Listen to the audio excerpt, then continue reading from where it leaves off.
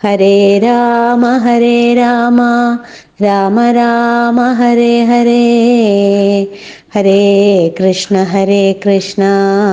കൃഷ്ണ കൃഷ്ണ ഹരേ ഹരേ. തൊണ്ട ഇടറിക്കൊണ്ട് അഹല്യ രാമനെ സ്തുതിക്കാൻ ആരംഭിച്ചു. ജഗത്തിൽ വസിക്കുന്നവനും ജഗത്തിന്റെ വാസസ്ഥാനവുമായ ഭഗവാനെ, അവിടുത്തെ പാദരേണുവിന്റെ സ്പർശമാത്രത്താൽ ഞാൻ കൃതാർത്ഥയായി തീർന്നിരിക്കുന്നു. നിർമ്മല ചിത്തന്മാരായ ബ്രഹ്മാവ്, ശിവൻ എന്നിവർ പോലും അന്വേഷിച്ചു കൊണ്ടിരിക്കുന്നവയാണല്ലോ ഈ ചരണാരബിന്ദങ്ങൾ. ഭഗവാനെ, നിന്തിരുവടിയുടെ ലീലകൾ ആശ്ചര്യകരങ്ങൾ തന്നെ. മനുഷ്യഭാവത്തിൽ അങ്ങ് ലോകത്തെ മുഴുവൻ മയക്കിക്കൊണ്ടിരിക്കുകയാണ്. കാൽ മുതലായ ഇന്ദ്രിയങ്ങളൊന്നുമില്ലാത്തവനും സർവത്ര പൂർണ്ണനും ആനന്ദ സ്വരൂപനും മായയുടെ നിയന്താവുമായ അവിടുന്ന് എപ്പോഴും സഞ്ചരിക്കുന്നവനെ പോലെയും പ്രവർത്തിക്കുന്നവനെ പോലെയും തോന്നപ്പെടുകയാണ്. അജ്ഞന്മാർ ഇന്ദ്രിയങ്ങളുടെ പ്രവർത്തനങ്ങൾ അവിടുത്തെ പ്രവർത്തനങ്ങളായി തെറ്റിദ്ധരിക്കുന്നു. ഗംഗയ്ക്ക് 3 ലോകങ്ങളെയും ശുദ്ധീകരിക്കാൻ കഴിയുന്നത് അവിടുത്തെ പാതാരവിന്ദങ്ങളിൽ നിന്ന് ഉത്ഭവിച്ചതുകൊണ്ടാണല്ലോ. ലോകത്തെ മുഴുവൻ ശുദ്ധീകരിക്കുന്ന ആ ഭഗവാനെ പ്രത്യക്ഷമായി കാണാൻ കഴിഞ്ഞത് എൻ്റെ പൂർവജന്മ സുഹൃതത്താലാണ്. മനുഷ്യ സ്വരൂപേണ അവതരിച്ചവനും സകലവിധ പാപങ്ങളെയും ഹരിക്കുന്നവനും രാമൻ എന്ന പേരോട് കൂടിയവനും അതിസുന്ദര ശരീരത്തോടു കൂടിയവനും വില്ല് ധരിച്ചവനും താമര ഇതൾ പോലെ മനോഹരങ്ങളായ കണ്ണുകളോട് കൂടിയവനുമായ ഭഗവാൻ ശ്രീരാമനെ ഞാൻ നിത്യവും ഭജിക്കുന്നു. മറ്റാരെയും ഞാൻ ആശ്രയിക്കില്ല. വേദങ്ങൾ പോലും ഈ പാദരേണുക്കളെ അന്വേഷിച്ചു കൊണ്ടിരിക്കുന്നു. അങ്ങയുടെ നാഭീപത്മത്തിൽ നിന്നാണല്ലോ സൃഷ്ടികർത്താവായ ബ്രഹ്മാവ് ഉണ്ടായത്. അവിടുത്തെ തിരുനാമങ്ങളെയാണല്ലോ ത്രിപുരങ്ങളെ ദഹിപ്പിച്ച ശ്രീ പരമേശ്വരൻ ജപിച്ചുകൊണ്ടിരിക്കുന്നത്. അപ്രകാരമുള്ള മഹിമാതിരേകത്തോടു കൂടിയ രാമചന്ദ്രനെ ഞാൻ എപ്പോഴും ഹൃദയത്തിൽ ധ്യാനിക്കുന്നു. നാരദ മഹർഷി, ബ്രഹ്മാവ്, ശിവൻ മുതലായവർ അങ്ങയുടെ അവതാര ലീലകളെ സത്യലോകത്തിൽ വെച്ച് ഭക്തിയോടെ കീർത്തിക്കാറുണ്ട്. അത് കേൾക്കുമ്പോൾ വാഗ്ദേവതയായ സരസ്വതി ഭഗവാന്റെ ഗുണഗണങ്ങളെ പാടിപ്പുകഴ്ത്തുന്ന ഈ വാക്കുകളുടെ ദേവിയാവാൻ തനിക്ക് ഭാഗ്യം കിട്ടിയല്ലോ എന്ന് വിചാരിച്ച് ആനന്ദാശ്രുക്കൾ ഒഴുകിക്കൊണ്ടിരിക്കും. അപ്രകാരമുള്ള രാമനെ ഞാൻ ശരണം പ്രാപിക്കുന്നു. അവിടുന്ന് പരമാത്മാവാണ്, പരമപുരുഷനാണ്, പണ്ട് തന്നെയുള്ളവനാണ്, ഏകനാണ്, സ്വയം പ്രകാശസ്വരൂപിയാണ്, അവസാനമില്ലാത്തവനാണ്, ആദിയിലുള്ളവനാണ്. ജനങ്ങളെ അനുഗ്രഹിക്കാൻ മായ കൊണ്ട് വിശ്വമോഹനമായ മനുഷ്യ ശരീരത്തെ രാമൻ എന്ന പേരിൽ സ്വീകരിച്ചവനാണ്. എങ്ങും നിറഞ്ഞ പരമാത്മാവായ ഭഗവാൻ സർവസ്വതന്ത്രനാണ്. അവിടുന്ന് സൃഷ്ടിസ്ഥിതി സംഹാരങ്ങൾക്കായി മായയിൽ പ്രതിബിംബിച്ചുകൊണ്ട് ബ്രഹ്മാവ്, വിഷ്ണു, ശിവൻ എന്നിങ്ങനെ 3 രൂപത്തിൽ വിളങ്ങുന്നു. രാമ, ഞാൻ നിന്തിരുവടിയുടെ പാദകമലങ്ങളിൽ നമസ്കരിക്കുന്നു. ലക്ഷ്മി ഭഗവതി ഭക്തിയോടെ ഹൃദയത്തിൽ ധരിച്ച് ലാളിക്കുന്നവയാണല്ലോ ഇവ. വാമനാവതാരത്തിൽ 3 ലോകങ്ങളും അളന്നെടുത്തവയാണല്ലോ ഈ പാതാരവിന്ദങ്ങൾ. ശരീര അപമാനമകന്ന മഹർഷിമാർ എപ്പോഴും ധ്യാനിച്ചു കൊണ്ടിരിക്കുന്നവയാണല്ലോ ഈ പാദങ്ങൾ. പ്രപഞ്ചത്തിന് കാരണഭൂതനും പ്രപഞ്ച സ്വരൂപനും പ്രപഞ്ചത്തിന് ആശ്രയീഭൂതനുമാണ് അവിടുന്ന്. ഒന്നിനോടും ബന്ധപ്പെടാതെ അങ്ങ് എല്ലാവരിലും ആത്മസ്വരൂപേണെ വിളങ്ങിക്കൊണ്ടിരിക്കുന്നു. ഓംകാരം കൊണ്ട് നിർദ്ദേശിക്കപ്പെടുന്നവനും വാക്കുകളെ കൊണ്ട് വർണ്ണിക്കാൻ കഴിയാത്തവനുമാണ് അവിടുന്ന്. വാക്കുകളായും അവ കൊണ്ട് നിർദ്ദേശിക്കപ്പെടുന്ന വസ്തുക്കളുമായും പ്രപഞ്ചകാരനെ വിളങ്ങുന്നതും അവിടുന്ന് തന്നെ. മഹത്വത്വം, അഹങ്കാരതത്വം, പഞ്ചഭൂതങ്ങൾ എന്നീ കാര്യങ്ങൾ മൂലപ്രകൃതിയാകുന്ന കാരണം, ഞാൻ ചെയ്യുന്നു എന്ന് അഭിമാനിക്കുന്ന കർത്താവ്, സ്വർഗം, നരകം മുതലായ ലോകങ്ങളെ പ്രാപിക്കലാകുന്ന ഫലം, യാഗം മുതലായ കർമ്മങ്ങൾ അവയെ പ്രതിപാദിക്കുന്ന വേദശാസ്ത്രാദികൾ എന്നിങ്ങനെ പല വിധത്തിൽ പ്രകാശിക്കുന്ന മായയിലൂടെ അങ്ങ് പലതായി തോന്നപ്പെട്ടുകൊണ്ടിരിക്കുന്നു. മായ കൊണ്ട് മനസ്സ് ദുഷിച്ചവർ നിന്തിരുവടിയുടെ പരമാർത്ഥ സ്വരൂപത്തെ അറിയുന്നില്ല. അവർ മായയുടെ നിയന്താവും പരമേശ്വരനുമായ അങ്ങയെ വെറും മനുഷ്യനായി കാണുന്നു. അവിടുന്ന് ആകാശം പോലെ എല്ലാ വസ്തുക്കളുടെ അകവും പുറവും നിറഞ്ഞവനാണ്. യാതൊരു മാലിന്യവും ബാധിക്കാത്തവനാണ്.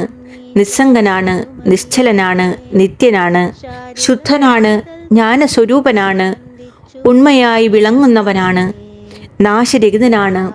സർവവ്യാപിയായ ഭഗവാനെ, ഞാൻ ഒന്നും അറിവില്ലാത്തവളായ ഒരു പാവം സ്ത്രീയാണ്. എനിക്ക് അവിടുത്തെ തത്വം എങ്ങനെ അറിയാൻ കഴിയും?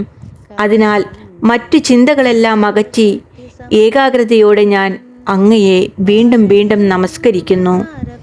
ഭഗവാനെ, ഭാവിയിൽ എവിടെയെല്ലാം ഏത് പരിതസ്ഥിതിയിൽ ജീവിക്കേണ്ടി വന്നാലും എനിക്കെപ്പോഴും അവിടുത്തെ പാതാരബിന്ദങ്ങളിൽ ഉറച്ച ഭക്തി ഉണ്ടാവണേ. ജീവന്മാരുടെ അധിപതിയും ഭക്തവത്സലനും ഇന്ദ്രിയങ്ങളെ നിയന്ത്രിക്കുന്നവനും നാരായണനുമായ ഭഗവാനെ, നിന്തിരുവടിക്ക് അനന്തകോടി നമസ്കാരം. സംസാര ഭയത്തെ നിശേഷം അകറ്റുന്നവനും ഏകനും കോടി സൂര്യന്മാരെ പോലെ പ്രകാശിക്കുന്നവനും കയ്യിൽ വില്ല് ധരിച്ചവനും മേഘവർണം സ്വർണം പോലെ മിന്നിത്തിളങ്ങുന്ന മഞ്ഞ പട്ടുടുത്തവനും രത്നകുണ്ടലങ്ങൾ അണിഞ്ഞവനും ചെന്താമരക്കണ്ണനും ലക്ഷ്മണ സമേതനുമായ രാമനെ ഞാൻ സ്തുതിക്കുന്നു. തൻ്റെ മുൻപിൽ നിൽക്കുന്ന പരമപുരുഷനായ ശ്രീരാമനെ ഇപ്രകാരം സ്തുതിച്ച് നമസ്കരിച്ച് അനുവാദം വാങ്ങിക്കൊണ്ട് അഹല്യ ഗൗതമ മഹർഷിയുടെ സമീപത്തേക്ക് പോയി. അഹല്യയുടെ ഈ സ്തുതി ഭക്തിയോടെ പഠിക്കുന്നവന്റെ സകലവിധ പാപങ്ങളും നശിക്കും. അവൻ പരബ്രഹ്മതത്വത്തെ പ്രാപിച്ച് മുക്തനായിത്തീരും. പുത്രനുണ്ടായാൽ കൊള്ളാമെന്നാഗ്രഹിക്കുന്ന സ്ത്രീ വന്ധ്യയാണെങ്കിലും രാമനെ ഭക്തിയോടെ ഹൃദയത്തിൽ ധ്യാനിച്ച് നിത്യവും ഈ സ്തോത്രം ജപിക്കുകയാണെങ്കിൽ ഒരു സംവത്സരം കൊണ്ട് നല്ല ഒരു പുത്രനെ പ്രസവിക്കും. രാമന്റെ പ്രസാദത്താൽ സർവാഭിഷ്ടങ്ങളും സാധിക്കും. ബ്രഹ്മഹത്യ, ഗുരുപത്നീഗമനം, മോഷണം, മദ്യപാനം, അമ്മ സഹോദരന്മാർ ഇവരുടെ വധം, വിഷയാസക്തിയിൽ മുഴുകിയ ജീവിതം, ഇങ്ങനെയുള്ള പരമപാപികൾ പോലും രഘുപതിയായ രാമനെ ഹൃദയത്തിൽ ധ്യാനിച്ചുകൊണ്ട് നിത്യവും ഈ അഹല്യസ്തുതിയെ ഭക്തിയോടെ ജപിക്കുകയാണെങ്കിൽ എല്ലാ പാപങ്ങളും നശിച്ച് മുക്തരായിത്തീരും. ആ സ്ഥിതിക്ക് ധാർമ്മികരുടെ കാര്യം പറയാനുണ്ടോ? അനന്തരം വിശ്വാമിത്ര മഹർഷി രാമലക്ഷ്മണന്മാരോട് പറഞ്ഞു, ഇനി നമുക്ക് ജനകന്റെ രാജ്യമാകുന്ന മിഥിലയിലേക്ക് പോകാം. അദ്ദേഹത്തിൻ്റെ യാഗത്തിൽ പങ്കെടുക്കാം. അതിനുശേഷം അയോധ്യയിലേക്ക് തിരിച്ചു പോകാം. ഇങ്ങനെ പറഞ്ഞ് രാമനോടും ലക്ഷ്മണനോടും ഒന്നിച്ച് മിഥിലയിലേക്ക് പുറപ്പെട്ടു. അല്പദൂരം സഞ്ചരിച്ച് ഗംഗാതീരത്തെത്തി. ഗംഗാനദി കടന്നിട്ട് വേണം മുന്നോട്ടു പോകാൻ. തോണിക്കടവിലെത്തി.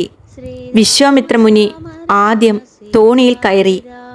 ശ്രീരാമൻ തോണിയിൽ കയറാൻ ആരംഭിച്ചപ്പോൾ തോണിക്കാരൻ തടഞ്ഞുകൊണ്ട് പറഞ്ഞു, അങ്ങയുടെ ഈ പാതാരവിന്ദങ്ങളെ ഞാനൊന്ന് കഴുകിക്കട്ടെ.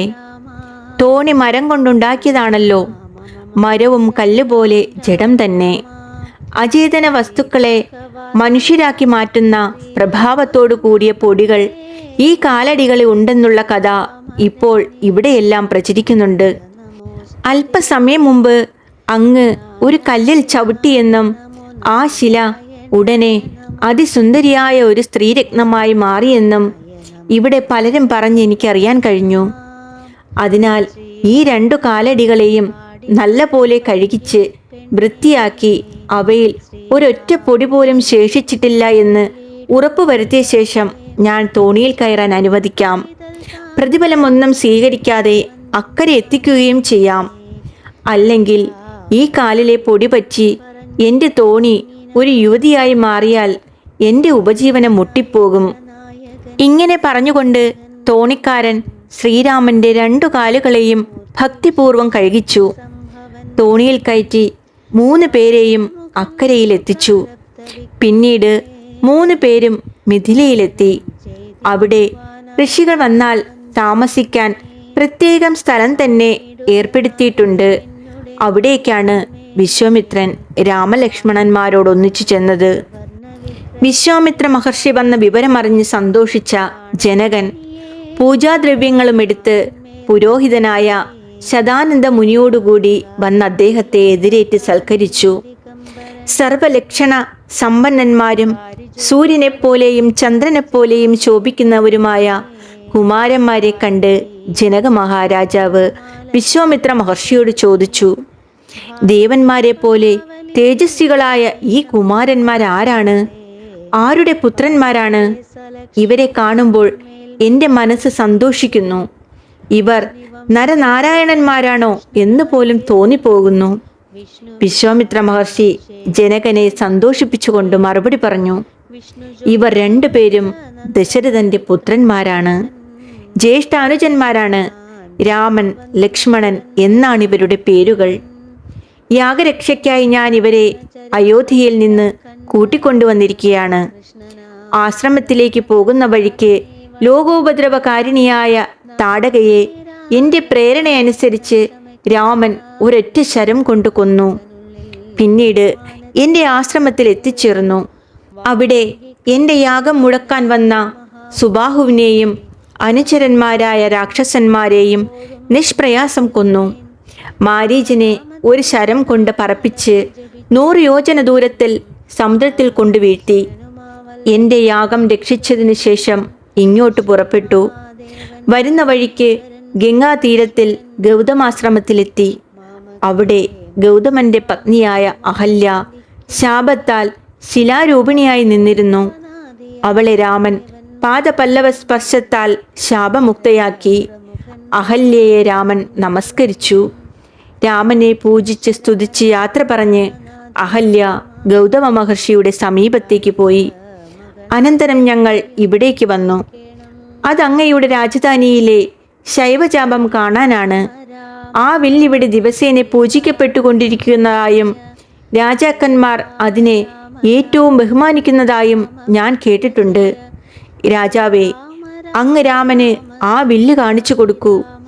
അത് കണ്ടതിന് ശേഷം വേണം ഈ കുമാരന്മാർക്ക് അയോധ്യയിലേക്ക് മടങ്ങിപ്പോയി അച്ഛനെ കാണാൻ. വിശ്വാമിത്ര മഹർഷി പറഞ്ഞത് കേട്ട ജനകൻ പൂജയ്ക്ക് തക്കവരാണെന്ന് മനസ്സിലാക്കി രാമനെയും ലക്ഷ്മണനെയും വിധി പോലെ പൂജിച്ചു സൽക്കരിച്ചു. പരമശിവന്റെ വില്ല് വേഗം കൊണ്ടുവന്ന് രാമനെ കാണിച്ചു കൊടുക്കൂ എന്ന് മന്ത്രിയോട് പറഞ്ഞു. രാമൻ ഈ വില്ലെടുത്ത് ഞാൻ കെട്ടുകയാണെങ്കിൽ എൻ്റെ മകളായ സീതയെ ഞാൻ രാമന് വിവാഹം ചെയ്തു കൊടുക്കും എന്ന് മഹർഷിയോട് പറഞ്ഞു. രാമനെ നോക്കി പുഞ്ചിരിയോടെ മഹർഷി പറഞ്ഞു, ശരി, വേഗം വില്ല് രാമനെ കാണിക്കൂ. അപ്പോഴേക്കും 5000 ഭടന്മാർ വില്ലിനെ വലിയൊരു വണ്ടിയിലേറ്റി വണ്ടി ഉന്തിയും തള്ളിയും വലിച്ചും കൊണ്ടുവന്നു. 100 മണികൾ കെട്ടിയതും രത്നങ്ങൾ വജ്രങ്ങൾ പതിപ്പിച്ചതുമായിരുന്നു ആ വില്ല്. മന്ത്രി രാമന് വില്ല് കാണിച്ചു കൊടുത്തു. വില്ല് കണ്ടപ്പോൾ രാമൻ സന്തോഷിച്ചു. അരയിലെ മഞ്ഞപ്പെട്ട് ഒന്ന് ഇറുക്കി ഉടുത്തു. ഇടത്തു കൈകൊണ്ട് വില്ലെടുത്തുയർത്തി എല്ലാ രാജാക്കന്മാരെയും നോക്കി നിൽക്കെ അതിൽ ഞാൻ കെട്ടി. വലത്തു കൈകൊണ്ട് ഞാൻ വലിച്ചു. അതോടെ വില്ല് നടുവിൽ വെച്ചൊടിഞ്ഞു. ഇടിനാദം പോലെയുള്ള ആ ശബ്ദം കേട്ടവരുടെയെല്ലാം ധൈര്യം അസ്തമിച്ചു. അത് ദിക്കുകളിലെല്ലാം വ്യാപിച്ചു. ആകാശത്തിൽ നോക്കി നിൽക്കുന്ന ദേവന്മാർക്ക് പോലും ആ ചാപഭഞ്ജനം ആശ്ചര്യകരമായി തോന്നി. ദേവന്മാർ പുഷ്പവൃഷ്ടി ചെയ്ത് പലവിധ സ്തോത്രങ്ങൾ കൊണ്ട് രാമനെ സ്തുതിച്ചു. അന്തരീക്ഷത്തിൽ ദേവവാദ്യങ്ങൾ മുഴങ്ങി. അപ്സര സ്ത്രീകൾ നൃത്തം ചെയ്യാൻ ആരംഭിച്ചു. വില്ലുകുലയേറ്റിയത് കണ്ട് സന്തോഷിച്ച ജനക മഹാരാജാവ് രാമനെ മാറോട് ചേർത്ത് ആലിംഗനം ചെയ്തു. അന്തപുരത്തിൽ സീതയുടെ അമ്മ വില്ലൊടിഞ്ഞ വിവരമറിഞ്ഞ് വിസ്മയിച്ചു. സ്വർണവർണ്ണത്തോടുകൂടിയ സീതാദേവി സർവാഭരണ വിഭൂഷയായി പട്ടുവസ്ത്രങ്ങൾ അണിഞ്ഞ് പുഞ്ചിരി തൂകിക്കൊണ്ട് വലത് കൈയിൽ സ്വർണഹാരവുമായി ശ്രീരാമനെ സമീപിച്ച് മരണമാല്യം അർപ്പിച്ച് അത്യന്തം സന്തുഷ്ടയായി തീർന്നു. ദിവ്യാഭരണങ്ങളാൽ അലങ്കരിക്കപ്പെട്ടവരും ലോകൈക മനോഹരനുമായ രാമനെ അന്തഃപുരത്തിലെ ജനലിലൂടെ നോക്കിക്കണ്ട രാജപത്നിമാർ സീതയ്ക്ക് സർവദാ അനുരൂപനാണെന്നറിഞ്ഞ് അത്യന്തം സന്തോഷിച്ചു.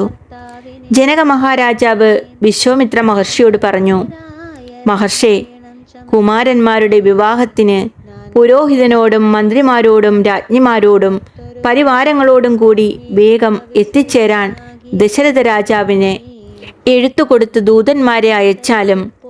വിശ്വാമിത്രൻ അനുജ്ഞ നൽകിയതനുസരിച്ച് ദൂതന്മാർ കുതിരപ്പുറത്ത് കയറി അയോധ്യയിലേക്ക് പുറപ്പെട്ടു.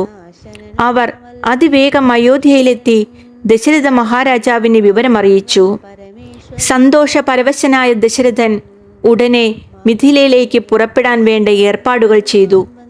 അദ്ദേഹം മന്ത്രിമാരോട് പറഞ്ഞു, നമ്മുടെ ചതുരംഗ സൈന്യങ്ങൾ വേഗം മിഥിലയിലേക്ക് പുറപ്പെടട്ടെ. എൻ്റെ തേര് തയ്യാറാക്കി കൊണ്ടുവരൂ. ഞാൻ ഇപ്പോൾ തന്നെ പുറപ്പെടുകയാണ്. വസിഷ്ഠ മഹർഷി മുൻപിൽ സഞ്ചരിക്കണം. കൗസല്യ മുതലായ രാജ്ഞിമാരും മഹർഷിയെ അനുഗമിക്കണം. ഇങ്ങനെ പറഞ്ഞ് ദശരഥ രാജാവ് തേരിൽ കയറി വലിയൊരു സൈന്യത്തോടെ അതിവേഗത്തിൽ മിഥിലയിലേക്ക് പുറപ്പെട്ടു. ദശരഥ മഹാരാജാവ് എത്തിച്ചേർന്ന വിവരമറിഞ്ഞ ജനകൻ പുരോഹിതനായ ശതാനന്ദ മഹർഷിയോടുകൂടി ചെന്നെതിരേറ്റ് കൂട്ടിക്കൊണ്ടുപോയി പൂജിച്ച് വിധി പോലെ സൽക്കരിച്ചു.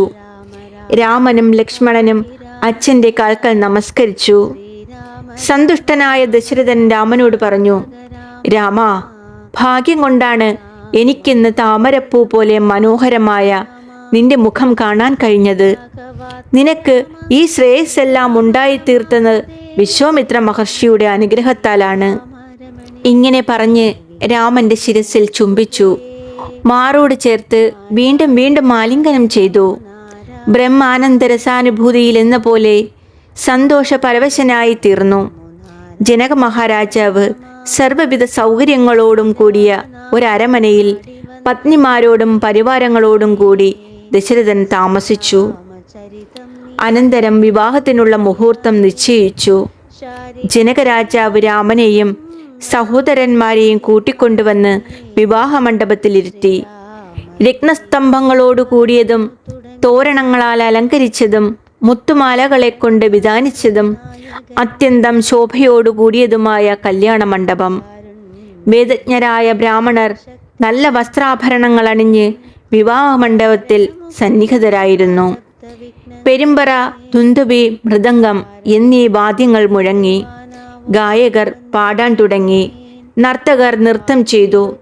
ജനക മഹാരാജാവ് രാമനെ കൂട്ടിക്കൊണ്ടുവന്ന് മണ്ഡപത്തിൽ രത്നപീഠത്തിലിരുത്തി. വസിഷ്ഠനെയും വിശ്വാമിത്രനെയും രാമന്റെ ഇടത്തും വലത്തും വശങ്ങളിലിരുത്തി സദാനന്ദ മഹർഷി പൂജിച്ചു. വേദിയിൽ അഗ്നി ജ്വലിപ്പിച്ചു. പട്ടാമ്പരങ്ങൾ, രത്നാഭരണങ്ങൾ ഇവ കൊണ്ടലങ്കരിക്കപ്പെട്ട സീതയെ കൂട്ടിക്കൊണ്ടുവന്ന് രാമന്റെ സമീപത്തിരുത്തി. ഭാര്യയോടൊന്നിച്ച് ജനകൻ രാമന്റെ കാൽ കഴുകിച്ച് ആ പാദതീർത്ഥം ശിരസിൽ ധരിച്ചു. ആ പാദതീർത്ഥത്തിന്റെ മഹിമ ആർക്കാണ് വർണ്ണിക്കാൻ കഴിയുന്നത്? ബ്രഹ്മാവും ശിവനും മഹർഷിമാരും ഭക്തിയോടെ ശിരസിൽ ധരിക്കുന്നതാണല്ലോ ഭഗവാന്റെ പാദതീർത്ഥം. അനന്തരം വിദേഹ രാജാവ് സീതയുടെ കൈ പിടിച്ച് അക്ഷത്തോടെ ജലത്തോടും കൂടി രാമന്റെ കയ്യിൽ സമർപ്പിച്ച് കന്യാദാനം ചെയ്തു. അതിസുന്ദരിയും രത്നാഭരണങ്ങൾ അണിഞ്ഞവളുമായ സീതയെ ഞാനിതാ അങ്ങയ്ക്ക് തരുന്നു. ഇവളെ സ്വീകരിച്ച് സന്തുഷ്ടനായി തീർന്നാലും എന്ന് പറഞ്ഞു സീതയെ രാമന്റെ കയ്യിൽ സമർപ്പിച്ചു. പണ്ട് പാലാഴിമതന സമയത്ത് ലക്ഷ്മി ദേവിയെ വിഷ്ണു ഭഗവാന് നൽകിയ ക്ഷീരസമുദ്ര ദേവതയെപ്പോലെ ജനകൻ സന്തോഷിച്ചു. തൻ്റെ ഔരസപുത്രിയായ ഊർമിളയെ ജനകൻ ലക്ഷ്മണന് പ്രീതിയോടെ ദാനം ചെയ്തു. അനുജനായ കശ്യധ്വജന്റെ പുത്രിമാരാണ് മാണ്ഡവിയും ശ്രുതകീർത്തിയും. മാണ്ഡവിയെ ഭരതനും ശ്രുതകീർത്തിയെ ശത്രുഘ്നനും വിവാഹം ചെയ്തു കൊടുത്തു. 4 രാജകുമാരന്മാരും വിവാഹിതരായി പത്നിമാരോടുകൂടി ലോകപാലരെ പോലെ ശോഭിച്ചു. അനന്തരം ജനകൻ വസിഷ്ഠനോടും വിശ്വാമിത്രനോടും തൻ്റെ മകളായ സീതയുടെ വൃത്താന്തം നാരദ മഹർഷി പറഞ്ഞു തന്നിരുന്നത് കേൾപ്പിച്ചു. കുറച്ചു കാലം മുമ്പ് ഞാനൊരു യാഗം ചെയ്യാൻ നിശ്ചയിച്ച് കലപ്പ കൊണ്ട് യജ്ഞഭൂമിയെ ഉഴുതു. ആ ഉഴുവുചാലിൽ നിന്നെനിക്ക് സർവലക്ഷണ സമ്പന്നയായ ഒരു പെൺകുഞ്ഞിനെ കിട്ടി. എനിക്ക് ആ കുഞ്ഞിനോട് സ്വന്തം മകളോടെന്ന പോലെ വാത്സല്യം തോന്നി. ശരൽക്കാല ചന്ദ്രനെപ്പോലെ സുന്ദരമായ മുഖത്തോടു കൂടിയ ആ കുഞ്ഞിനെ ഞാൻ വാരിയെടുത്ത് എൻ്റെ ഭാര്യയ്ക്ക് കൊടുത്തു. ഞങ്ങൾ അത്യന്തം വാത്സല്യത്തോടെ അവളെ വളർത്തി വന്നു. ഒരു ദിവസം ഉദ്യാനത്തിൽ ഏകാന്ത സ്ഥലത്ത് ഞാൻ ഒറ്റയ്ക്കിരിക്കുകയായിരുന്നു. അപ്പോൾ വീണമീട്ടി നാരായണനാമം പാടിക്കൊണ്ട് നാരദ മഹർഷി അവിടെ വന്നു ചേർന്നു. ഞാൻ അദ്ദേഹത്തെ വിധി പോലെ പൂജിച്ചു. പ്രീതനായ മുനി എന്നോട് പറഞ്ഞു, ഞാൻ പറയാൻ പോകുന്നത് ശ്രദ്ധിച്ചു കേൾക്കൂ. അങ്ങേക്ക് ശ്രേയസ്സിനുള്ള വഴി ഞാൻ പറഞ്ഞു തരാം. ഇന്ദ്രിയങ്ങളുടെ നിയന്താവും പരമാത്മാവുമായ ഭഗവാൻ ഭക്തന്മാരെ അനുഗ്രഹിക്കാനും രാവണവധത്തിലൂടെ ദൈവകാര്യം സാധിപ്പിക്കാനുമായി ഇപ്പോൾ മായാ മനുഷ്യവേഷത്തിൽ ദശരഥന്റെ പുത്രനായി രാമൻ എന്ന പേരിൽ അവതരിച്ചിട്ടുണ്ട്. അങ്ങയുടെ ഗൃഹത്തിൽ സീതയായി ജനിച്ചിരിക്കുന്നത് യോഗമായ ദേവിയാണ്. അതിനാൽ അങ്ങ് സീതയെ രാമന് തന്നെ വിവാഹം ചെയ്തു കൊടുക്കണം. മറ്റാർക്കും കൊടുക്കരുത്. വിഷ്ണുവായ രാമന്റെ പൂർവ്വഭാര്യയായ യോഗമായയാണ് സീത. ഇത്രയും പറഞ്ഞ് നാരദ മഹർഷി ദേവലോകത്തേക്ക് പോയി. അന്നു മുതൽ ഞാൻ വിഷ്ണുപത്നിയായ ലക്ഷ്മിയായിട്ടാണ് ഞാൻ സീതയെ കാണുന്നത്. എങ്ങനെ സീതയെ രാമന് കൊടുക്കാൻ കഴിയും എന്നാലോചിച്ച് ഞാൻ ഒരു വഴി കണ്ടുപിടിച്ചു. എൻ്റെ പൂർവ്വ പിതാമഹന് പരമശിവൻ സന്തോഷിച്ചു നൽകിയതാണ് ഈ ശൈവചാപം. ത്രിപുരദഹനത്തിന് ശേഷം ശ്രീ പരമേശ്വരൻ ഇവിടെ മിഥിലയിൽ വെച്ചു പോയതാണ് ഈ വിശിഷ്ടമായ വില്ല്. ഇതെടുത്തു കുലയേറ്റുന്നവനെ സീതയെ നൽകുകയുള്ളൂ എന്ന് ഞാൻ വിളംബരം ചെയ്തു. ഈ വില്ല് അസംഖ്യം രാജാക്കന്മാരുടെ അഭിമാനത്തെ നശിപ്പിച്ചതാണ്. അവർക്കാർക്കും ഇതിനെ ഒന്നനക്കാൻ പോലും കഴിഞ്ഞില്ല. വിശ്വാമിത്ര മഹർഷി, അങ്ങയുടെ അനുഗ്രഹത്താൽ രാമൻ ഈ വില്ലു കാണാനായി ഇങ്ങോട്ട് വന്നു. ഇന്ന് എൻ്റെ ആഗ്രഹം സഫലമായി. രാമ, സീതയോടൊന്നിച്ച് ഒരു സിംഹാസനത്തിൽ സൂര്യനെ പോലെ തേജസ്വിയായി വിളങ്ങുന്ന അങ്ങയെ കാണാൻ ഭാഗ്യം സിദ്ധിച്ചതിനാൽ ഞാൻ കൃതാർത്ഥനാണ്. അങ്ങയുടെ പാദതീർത്ഥം ശിരസിൽ ധരിച്ചതിനാലാണ് ബ്രഹ്മാവ് പ്രപഞ്ച സൃഷ്ടിക്ക് കഴിവുള്ളവനായി തീർന്നത്. മഹാബലി ഈ പാദം കഴുകി ആ തീർത്ഥത്തെ ശിരസിൽ തളിച്ചതിനാലാണല്ലോ അടുത്ത മന്വന്തരത്തിൽ ഇന്ദ്രനായി തീരാൻ പോകുന്നത്. അവിടുത്തെ പാദരേണു സ്പർശത്താൽ അഹല്യ ഗൗതമ ശാപത്തിൽ നിന്നും ഉടനെ തന്നെ മുക്തയായി തീർന്നു. ലോകത്തെ പവിത്രീകരിക്കുന്നവരിൽ അങ്ങേക്ക് തുല്യനായി ആരാണുള്ളത്? യാതൊരു പാദരേണുക്കളെ ആശ്രയിച്ചാണോ യോഗികൾ സംസാര ഭയത്തെ ജയിക്കുന്നത്? യാതൊരു തിരുനാമ കീർത്തന പ്രഭാവത്താലാണോ ദേവന്മാർ ദുഃഖത്തെ അകറ്റുന്നത്? ആ രാമനെ ഞാൻ എപ്പോഴും ശരണം പ്രാപിക്കുന്നു. ഇങ്ങനെ സ്തുതിച്ചുകൊണ്ട് ജനക മഹാരാജാവ് രാമന് 100 കോടി സ്വർണ്ണ നാണയങ്ങൾ, 10,000 തേരുകൾ, 1,00,000 കുതിരകൾ, 600 ആനകൾ, 1,00,000 കാലാൾപ്പടകൾ എന്നിവയെയും 300 ദാസിമാരെയും സമ്മാനമായി നൽകി. പുത്രയിൽ അത്യന്തം വാത്സല്യമുള്ള മൈഥിലൻ സീതയ്ക്ക് മുത്തുമാലകൾ, രത്നഹാരങ്ങൾ, സ്വർണ്ണാഭരണങ്ങൾ, പട്ടാമ്പരങ്ങൾ എന്നിവ കണക്കില്ലാതെ ധാരാളം കൊടുത്തു. വിശ്വാമിത്രൻ, വസിഷ്ഠൻ എന്നീ മഹർഷിമാരെയും ദശരഥ രാജാവിനെയും ഭരത ലക്ഷ്മണ ശത്രുഘ്നന്മാരെയും ജനകൻ സൽക്കരിച്ച് യാത്രയാക്കി. വിശ്വാമിത്ര മഹർഷി എല്ലാവരോടും യാത്ര പറഞ്ഞ് തപസ്സു ചെയ്യാനായി ഹിമാലയത്തിലേക്ക് പോയി. അമ്മയെ വിട്ടുപോകേണ്ടി വന്ന സങ്കടം കൊണ്ട് കരയുന്ന സീതയെ ആലിംഗനം ചെയ്ത കണ്ണുനീരൊഴുക്കിക്കൊണ്ട് മകളെ, ഭർത്താവിൻ്റെ അമ്മയെ ശുശ്രൂഷിച്ചുകൊണ്ടും രാമനെ സർവാത്മന ആശ്രയിച്ചുകൊണ്ടും പാതിവൃത്യത്തെ അവലംബിച്ച് സുഖമായി ജീവിക്കൂ എന്നിങ്ങനെ അമ്മ ആശീർവദിച്ച് അനുഗ്രഹിച്ചു. ശ്രീരാമൻ അച്ഛനോടും സഹോദരന്മാരോടും പരിവാരങ്ങളോടും കൂടി അയോധ്യയിലേക്ക് യാത്രയായപ്പോൾ മിഥില രാജധാനിയിൽ മുഴങ്ങിയ പെരുമ്പറ, മൃദംഗം, ആനകം മുതലായ വാദ്യങ്ങളുടെ ശബ്ദം ദേവന്മാർ സ്വർഗത്തിൽ മുഴക്കിയ ദേവവാദ്യ ശബ്ദങ്ങളോടിടം കലർന്ന് ലോകം മുഴുവൻ മാറ്റൊലികൊണ്ടു. മിഥിലയിൽ നിന്ന് ഏകദേശം 3 യോജന ദൂരം സഞ്ചരിച്ചപ്പോൾ ഭയങ്കരങ്ങളായ ചില ദുർനിമിത്തങ്ങൾ കണ്ടു. ദശരഥ മഹാരാജാവ് ഭയപ്പെട്ടുകൊണ്ട് വസിഷ്ഠ മഹർഷിയോട് അവ എന്താണ് സൂചിപ്പിക്കുന്നതെന്ന് ചോദിച്ചു. വസിഷ്ഠൻ മറുപടി പറഞ്ഞു, അങ്ങേക്ക് വലിയൊരു ഭയം വരുന്നതിനെ സൂചിപ്പിക്കുന്നവയാണ് ഈ ദുർനിമിത്തങ്ങൾ. എന്നാൽ അതിന് ഉടനെ ശമനമുണ്ടാവുമെന്ന് സൂചിപ്പിക്കുന്ന നല്ല നിമിത്തങ്ങളും കാണുന്നുണ്ട്. ഈ മാനുകൾ അങ്ങയെ പ്രദക്ഷിണം ചെയ്യുന്നത് നോക്കൂ. അതിനാൽ അനിഷ്ടം വേഗം അവസാനിക്കും. ഇങ്ങനെ വസിഷ്ഠ മഹർഷി പറഞ്ഞു കഴിയുമ്പോഴേക്കും ശക്തിയായി കൊടുങ്കാറ്റ് വീശി. പൊടിപടലങ്ങൾ പാറിപ്പറക്കുന്നത് കൊണ്ട് ആർക്കും ഒന്നും കാണാൻ വയ്യാതായി. കുറച്ചുകൂടി മുന്നോട്ട് പോയപ്പോൾ ഇടിമിന്നൽ പോലെ അനേകം സൂര്യന്മാർ ഒന്നിച്ചുദിച്ചതുപോലെ ഒരു തേജസ് സമൂഹം മുന്നിൽ പ്രത്യക്ഷപ്പെട്ടു. ആ തേജസ്സിന് നടുവിൽ ദശരഥൻ പരശുരാമ മുനിയെ കണ്ടു. മേഘം പോലെ ശ്യാമള നിറം, ഉയർന്ന ശരീരം, ശിരസിൽ ജടാഭാരം, ഇടത്തുകൈയിൽ വില്ലും വലത്തേതിൽ വെൺമഴുവും ധരിച്ചിരിക്കുന്നു.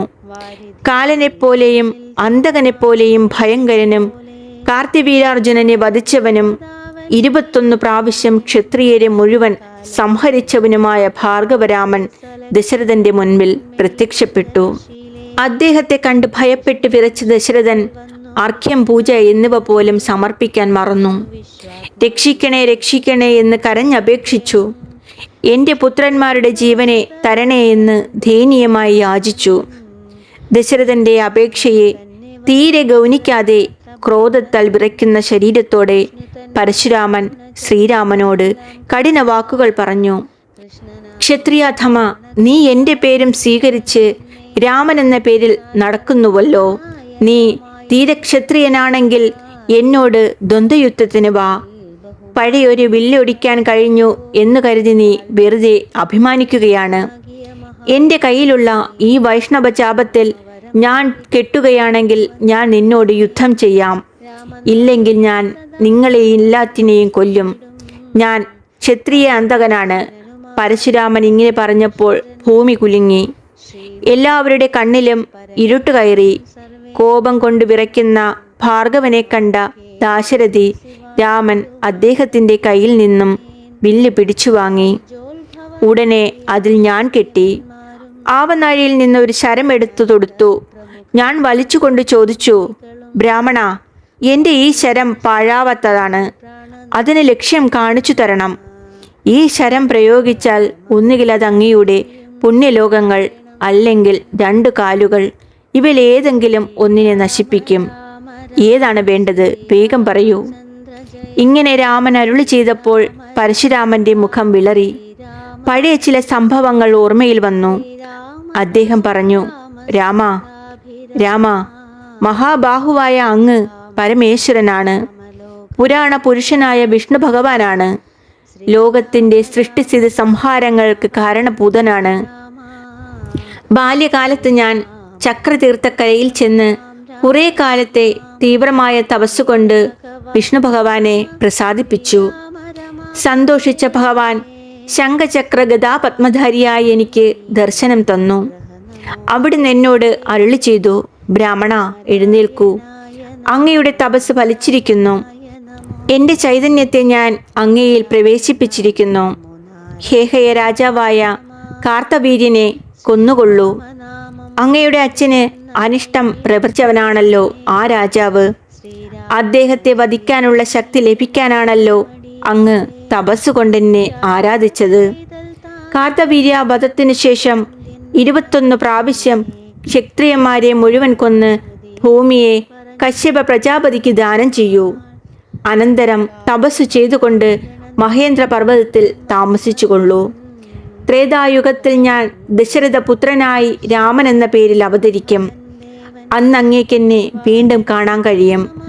അപ്പോൾ അങ്ങയിൽ പ്രവേശിപ്പിച്ചിരിക്കുന്ന തേജസ്സിനെ അന്ന് ഞാൻ തിരികെ എടുക്കുന്നുണ്ട്. പിന്നീടങ്ങ് തപസ്സു ചെയ്തുകൊണ്ട് ഒരു കൽപ്പകാലം ഭൂമിയിൽ ജീവിച്ചാലും. ഇത്രയും പറഞ്ഞ് ഭഗവാൻ അന്തർധാനം ചെയ്തു. അന്ന് ഭഗവാൻ അരുളി ചെയ്തതുപോലെയെല്ലാം ഞാൻ പ്രവർത്തിച്ചു. രാമ, അങ്ങ് ആ വിഷ്ണു ഭഗവാൻ തന്നെയാണ്. ബ്രഹ്മാവിൻ്റെ അപേക്ഷപ്രകാരം അവതരിച്ചവനാണ്. അന്ന് എന്നെ പ്രവേശിച്ചിരിക്കുന്ന തേജസ്സിനെ ഇപ്പോൾ അങ്ങ് തിരിച്ചെടുത്തിരിക്കുന്നു. മഹാപ്രഭു, അങ്ങയെ കാണാൻ കഴിഞ്ഞതിനാൽ ഇന്ന് എൻ്റെ ജന്മം സഫലമായി. പ്രകൃതിക്കപ്പുറത്ത് വിളങ്ങുന്ന അങ്ങ് ബ്രഹ്മാദി ദേവശ്രേഷ്ഠന്മാർക്ക് പോലും സുലഭനല്ലല്ലോ. ഉണ്ടാവുക, നിലനിൽക്കുക, വളരുക, മാറുക, ക്ഷയിക്കുക, നശിക്കുക എന്നീ 6 വികാരങ്ങൾ അജ്ഞരായ ശരീരാഭിമാനികൾക്കുള്ളവയാണ്. അവയൊന്നും നിന്തിരുവടിക്കില്ല. അവിടുന്ന് വികാരങ്ങളൊന്നുമില്ലാത്തവനാണ്, എങ്ങും നിറഞ്ഞവനാണ്, സഞ്ചരിക്കുക മുതലായ പ്രവൃത്തികൾ ഇല്ലാത്തവനാണ്. വെള്ളത്തിൽ നുര, പത എന്നിവ പോലെ, അഗ്നിയിൽ പുക പോലെയും പരമാത്മാവായ അങ്ങയെ ആശ്രയിച്ചു നിൽക്കുന്ന മായയാണ് ഈ പ്രപഞ്ചത്തെ സൃഷ്ടിക്കുന്നത്. മായ കൊണ്ട് ജ്ഞാനം മറയ്ക്കപ്പെട്ടിരിക്കുന്ന കാലം വരെ ജീവന്മാർ പരമാത്മാവായ അങ്ങയെ അറിയുന്നില്ല. വിചാരം ചെയ്യാത്തതിനാലാണ് അവിദ്യ സത്യമായി തോന്നപ്പെടുന്നത്. വിദ്യ കൊണ്ട് വിദ്യ നശിക്കും. അവിദ്യയാൽ സൃഷ്ടിക്കപ്പെട്ട ശരീരം, ഇന്ദ്രിയങ്ങൾ, പ്രാണൻ, മനസ്സ്, ബുദ്ധി എന്നിവയിൽ പ്രതിബിംബിക്കുന്ന പരമാത്മ ചൈതന്യത്തെയാണ് ജീവൻ എന്ന് പറയുന്നത്. ശരീരാദികളിൽ താനാണെന്ന തോന്നൽ നിലനിൽക്കുന്ന കാലത്തോളം താൻ കർമ്മം ചെയ്യുന്നു എന്നും കർമ്മഫലങ്ങളായ സുഖദുഃഖങ്ങൾ അനുഭവിക്കുന്നുമെന്നുള്ള തോന്നലും നിലനിൽക്കും. ആത്മാവിന് സംസാരബന്ധമില്ല, ബുദ്ധിക്ക് ജ്ഞാനവുമില്ല. അവിവേകം കൊണ്ട് ആത്മാവിൻ്റെ ജ്ഞാനത്തെ ബുദ്ധിയിലും ബുദ്ധിയിലെ സംസാരാനുഭവത്തെ ആത്മാവിലും ആരോപിച്ച് താൻ ജീവനാണെന്നും സംസാരാനുഭവം സത്യമാണെന്നും തെറ്റിദ്ധരിച്ചു കഴിയുന്നു. അഗ്നിയുടെ ചേർച്ച കൊണ്ട് വെള്ളം ചൂടുള്ളതായി തീരുന്നില്ലേ? അതുപോലെ ജഡമായ ബുദ്ധിയോടുള്ള ചേർച്ച കൊണ്ട് ജീവന് ജഡത്വവും ജ്ഞാനസ്വരൂപനായ ആത്മാവിനോട് ചേരുമ്പോൾ ജ്ഞാനവും ഉണ്ടാകുന്നു. നിന്തിരുവടിയുടെ പാതാരബിന്ദങ്ങളെ സർവാത്മന ആശ്രയിച്ച ഭക്തന്മാരായ മഹാത്മാക്കളോടുള്ള സത്സംഗം സാധിക്കാത്ത കാലത്തോളം സംസാര ദുഃഖത്തിൽ നിന്നും മോചനമില്ല. സത്സംഗത്തിലുണ്ടാകുന്ന ഭക്തി കൊണ്ട് അങ്ങയെ ഉപാസിക്കും തോറും മായയുടെ ശക്തി കുറഞ്ഞു വരും. മായാശക്തി ക്ഷയിക്കുന്നതിനനുസരിച്ച് ശക്തിഭാവം വളർന്നും വരും.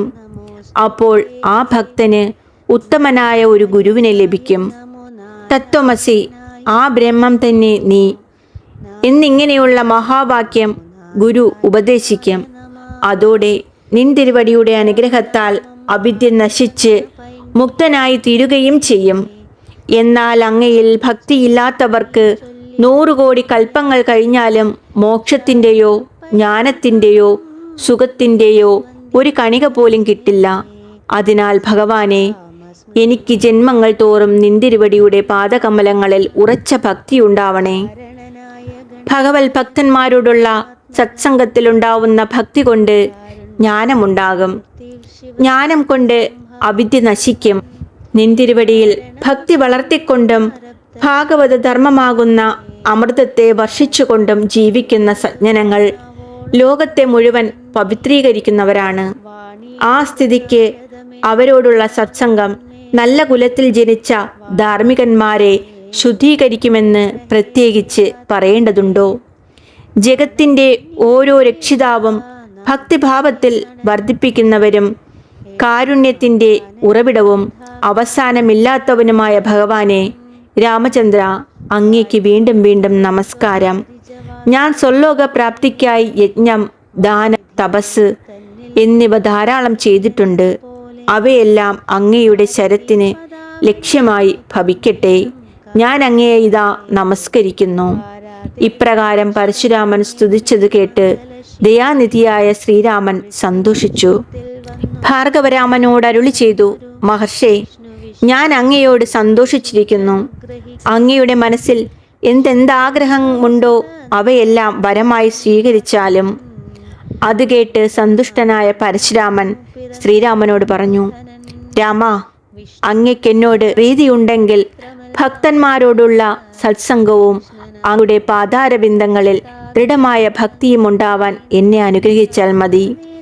ഈ സ്തോത്രം നിത്യവും പാരായണം ചെയ്യുന്നവർ സ്വതേ ഭക്തിയില്ലാത്തവരാണെങ്കിൽ പോലും അവർക്ക് നിൻ തിരുവടിയിൽ ഭക്തിയും താൻ ആത്മാവാണെന്ന അനുഭവജ്ഞാനവും മരണസമയത്ത് അങ്ങയുടെ സ്മരണയും ഉണ്ടാകണം. അതിന് സദയം അനുഗ്രഹിച്ചാലും അങ്ങനെ തന്നെ സംഭവിക്കട്ടെ എന്ന് ശ്രീരാമൻ അനുഗ്രഹിച്ചു. പരശുരാമൻ ശ്രീരാമനെ പ്രദക്ഷിണം ചെയ്ത് നമസ്കരിച്ച് അനുവാദം വാങ്ങി തപസ്സു ചെയ്യാനായി മഹേന്ദ്ര പർവ്വതത്തിലേക്ക് പോയി. ദശരഥ മഹാരാജാവ് മരിച്ച പുത്രനെ തിരിച്ചു കിട്ടിയ പോലെ സന്തോഷിച്ചു. രാമനെ വീണ്ടും വീണ്ടും ആലിംഗനം ചെയ്ത് ആനന്ദ കണ്ണീരിൽ കുളിപ്പിച്ചു. പിന്നീട് സമാധാനത്തോടെ അയോധ്യയിൽ എത്തിച്ചേർന്നു. രാമനും ലക്ഷ്മണനും ഭരതനും ശത്രുഘ്നനും സ്വന്തം പത്നിമാരോടൊന്നിച്ച് അവരവരുടെ അന്തഃപുരങ്ങളിൽ സുഖമായി താമസിച്ചു. അച്ഛനമ്മമാരെ സന്തോഷിപ്പിച്ചുകൊണ്ട് സീതാസമേതനായ രാമൻ വൈകുണ്ഠത്തിൽ ലക്ഷ്മി ദേവിയോടൊന്നിച്ച് വിഷ്ണു ഭഗവാൻ എന്ന പോലെ അയോധ്യയിൽ സുഖമായി വസിച്ചു. കൈകേയിയുടെ അനുജനായ യുധാജിത്ത് ഭരതനെ കേകയ രാജ്യത്തേക്ക് കൂട്ടിക്കൊണ്ടുപോകാനായി അയോധ്യയിലേക്ക് വന്നു. ദശരഥ മഹാരാജാവ് അദ്ദേഹത്തെ സൽക്കരിച്ച് സ്നേഹത്തോടെ ഭരതനെയും ശത്രുഘ്നെയും യുധാജിത്തിന്റെ കൂടെ പറഞ്ഞയച്ചു. ദേവമാതാവായ അതിഥി പുത്രനായ ഇന്ദ്രനോടും പുത്രഭാര്യയായ ശചിയോടും കൂടി എന്ന പോലെ കൗസല്യ രാമനോടും സീതയോടും കൂടി ശോഭിച്ചു. ലോകങ്ങൾക്ക് മുഴുവൻ നാഥനും സകല ഗുണങ്ങളും തികഞ്ഞവനും ജനങ്ങൾ പാടിപ്പുകഴ്ത്തുന്ന കീർത്തിയോടു കൂടിയവനുമായ ശ്രീരാമൻ സീതയോടൊന്നിച്ച് ലോകത്തെ മുഴുവൻ ആനന്ദിപ്പിക്കുന്ന സ്വരൂപത്തെ ധരിച്ച് അയോധ്യയിൽ താമസിച്ചു വന്നു. ഒരിക്കലും ക്ഷയിക്കാത്ത ഐശ്വര്യത്തോടു കൂടിയവനും യാതൊരുവിധ വികാരങ്ങളും ഇല്ലാത്തവനും അവസാനമില്ലാത്ത വൈഭവത്തോടു കൂടിയവനും നിത്യനും മായയെ തള്ളിക്കളഞ്ഞവനുമാണെങ്കിലും ഭഗവാൻ മായയിലൂടെ മനുഷ്യസ്വരൂപം സ്വീകരിച്ച് മനുഷ്യലീലകൾ ചെയ്യും സർവേശ്വരനും ദേവദേവനുമാണെങ്കിലും മനുഷ്യനെപ്പോലെ സാധാരണക്കാരുടെ ദൃഷ്ടിയിൽ കാണപ്പെടുകയാണ്. ഇദ്ധ്യാത്മരാമായണേ ഉമാമഹേശ്വര സംവാദേ ബാലകാണ്ഡം സമാപ്തം. ഹരേ രാമ രാമ രാമ ഹരേ ഹരേ, ഹരേ കൃഷ്ണ കൃഷ്ണ കൃഷ്ണ ഹരേ ഹരേ.